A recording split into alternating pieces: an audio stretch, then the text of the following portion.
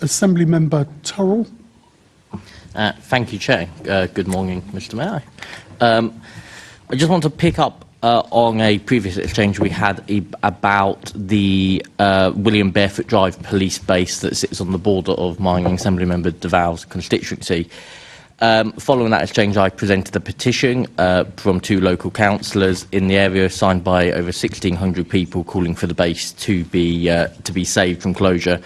And last week, those councillors were told that the base would now be remaining open, which is great news. So following that decision to U-turn on the closure, as the base sits on the boundary of Greenwich and Bromley, I'd like to ask if it is possible for that base to be shared with Bromley so that we can increase the neighbourhood policing in places like Mottingham and Chislehurst.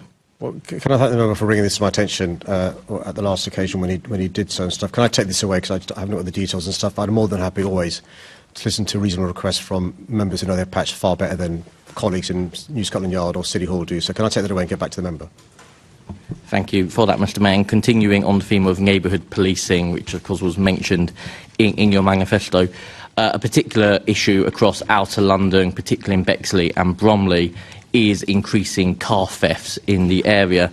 In March of this year, the RAC published a list of the top 10 hotspots across the UK for car theft, and of that 10, London featured on 7 of the 10 pieces on the list. Can I ask what actions you're looking at with the Met Police in order to help tackle this issue?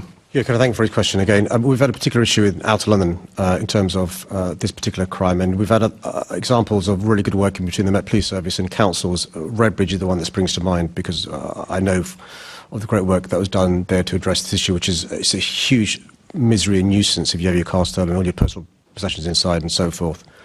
And so I'm more than happy to ask the relevant BCU to make sure lessons are being learned from other successful BCUs where there have been successful operations.